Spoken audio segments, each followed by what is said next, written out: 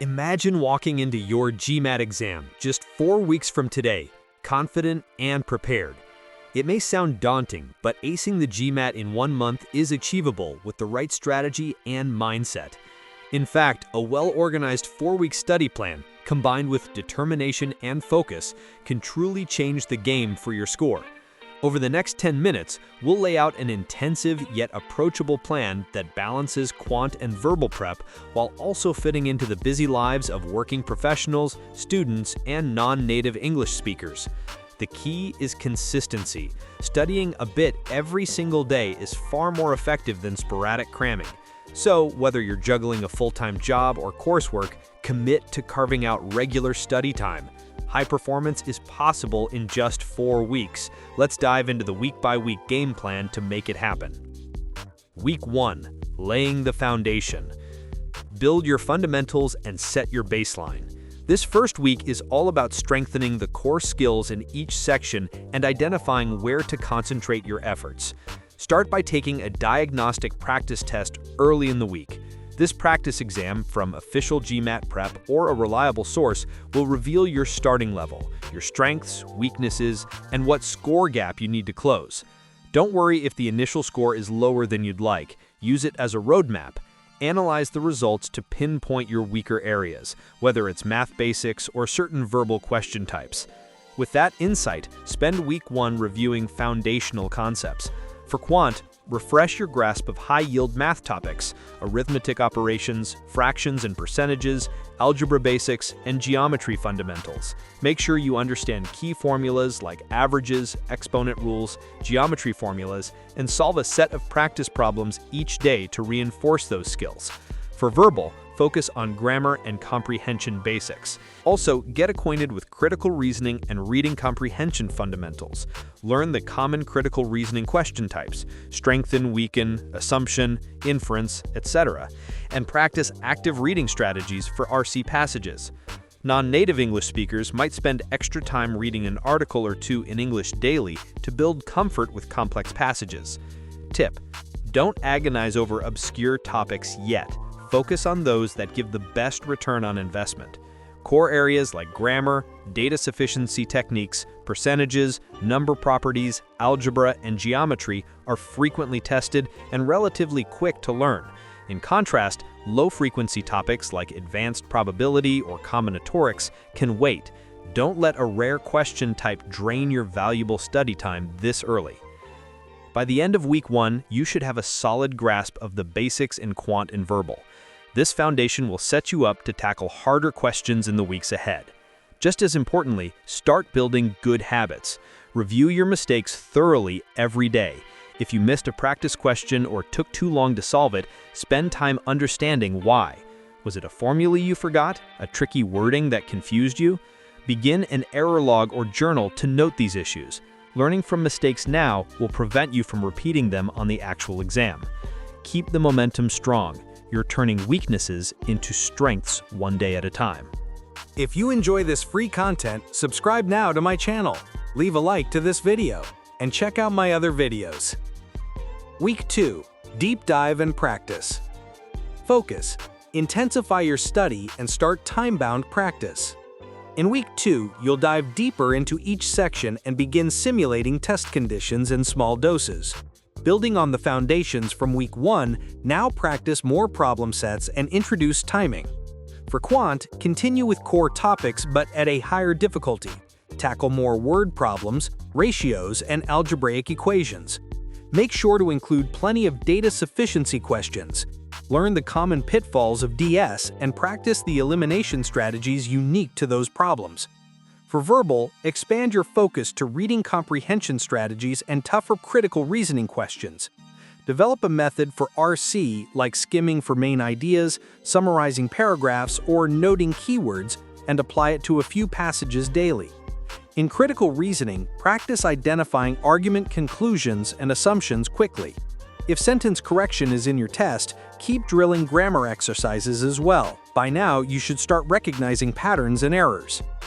Midway through week 2, it's time for your first full-length practice test under timed exam-like conditions.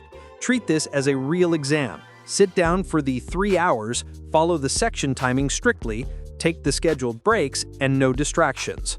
This will do 2 things. 1, it builds your endurance and time management skills. 2, it provides an updated measure of your progress. After the test, analyze the results in detail.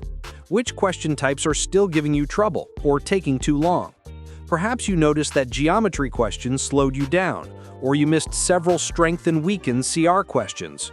Use these insights to adjust your study plan going forward. For example, if timing was an issue in quant, practice setting internal time checkpoints like 10 questions in 20 minutes. And if verbal accuracy was low in RC, do an extra passage each day and review explanations to see what you missed. Throughout week 2, continue a balanced approach. Don't neglect either quant or verbal. It's common to prefer one over the other, but dedicating time to both is crucial for a balanced score. In fact, if you're stronger in one area, a small improvement in your weaker section can often yield a bigger total score gain than squeezing out a few extra points in your strength. For instance, if you're very good at quant already, shifting a bit more time to improving verbal can raise your overall score significantly. Keep that in mind as you allocate your study hours this week. And speaking of hours, this plan is intense. Aim for consistent daily study. In week 2, you might be studying around 5 hours a day on average. Working professionals, if 5 hours on a weekday sounds impossible, use your commute or lunch break for quick review, flashcards, short quizzes, and block out a longer session in the evening. Then, make up extra hours on the weekend. The key is making daily progress, no matter how busy you are. Every bit of practice counts. Week 3. Refinement and ramp up. Focus. Strengthen your skills, fix remaining weaknesses, and ramp up to full test readiness. By week 3, you've covered almost all major topics at least once. Now it's time to hone your approach and build speed. Start the week by reviewing the outcome of your week 2 mock exam. Revisit each section's weak spots. If certain quant topics, like inequalities or rate and work problems, tripped you up, go back to those concepts and practice more of them. If certain verbal questions were confusing, study the underlying principles. Perhaps you realize you need to brush up on assumption versus inference in CR or pronoun rules in CC. This targeted review will yield quick improvements.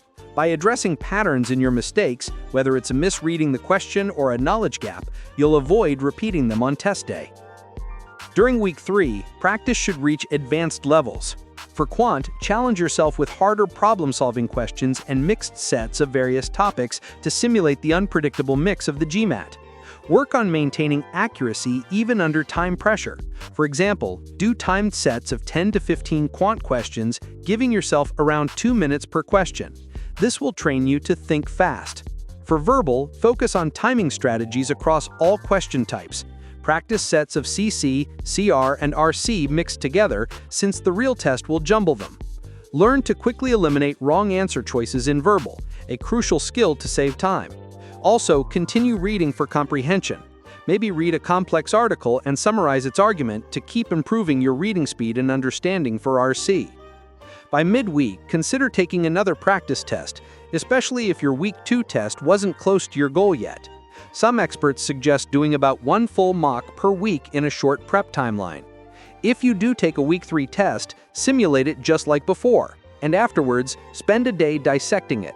The goal now is to fine-tune your test-taking strategy. Are you pacing yourself well? If you found yourself rushing or running out of time in sections, implement a timing benchmark. Week 4. Final prep and full simulations. Focus. Simulate the real exam, polish your skills, and build confidence. Welcome to the home stretch. In week 4, your emphasis shifts to mastery and mindset. At this point, you should concentrate on high-yield review and getting comfortable with the test experience. Begin the week by doing a thorough content review of all important topics. Go back over your notes, flashcards, or summary sheets for key formulas, grammar rules, and strategies, especially those trouble spots you identified earlier. Crucially, week 4 is when you should take multiple full-length practice tests to fully simulate the test day. Plan to take 2 or even 3 full mock exams this week under official timing and conditions. For instance, one at the start of the week to gauge improvement since week 3, and one more about 4 to 5 days before your actual exam. If possible, use one of the official GMAT practice exams for at least one of these, as they give the most accurate scoring and question style. Treat these exams seriously. Take them at the same time of day as your scheduled GMAT if you can, morning versus afternoon, in a quiet environment with breaks timed exactly. The goal is not only to test your knowledge, but to optimize your stamina and focus. As test day nears, start simulating test conditions beyond just questions. Practice your morning routine or pre-exam routine. If your exam is at 9 a.m., try to wake up early and do a set of questions at 9 a.m. to get your brain in gear at that hour. If you plan to eat a certain breakfast or snack, try it during your practice test to ensure it sits well. These little things can make you more comfortable when it counts. Equally important, train yourself in mental resilience. During your mocks, there may be moments of self-doubt, like, that question felt too easy, am I bombing? Or, I have no idea how to do this. Practice pushing those thoughts aside and staying focused on the next question. The real GMAT can throw curveballs, but you've learned to handle them. Answer as best you can and keep moving without dwelling. By the end of week 4, if you've been following the plan, you should see those practice test scores approaching your target range. You've put in 4 weeks of serious work, and your mind needs to be fresh. If you enjoy this free content, subscribe now to my channel, leave a like to this video, and check out my other videos. If you now want to learn more of the verbal part and the quant part, check out my videos on them, subscribe to the channel, and leave a like for this video.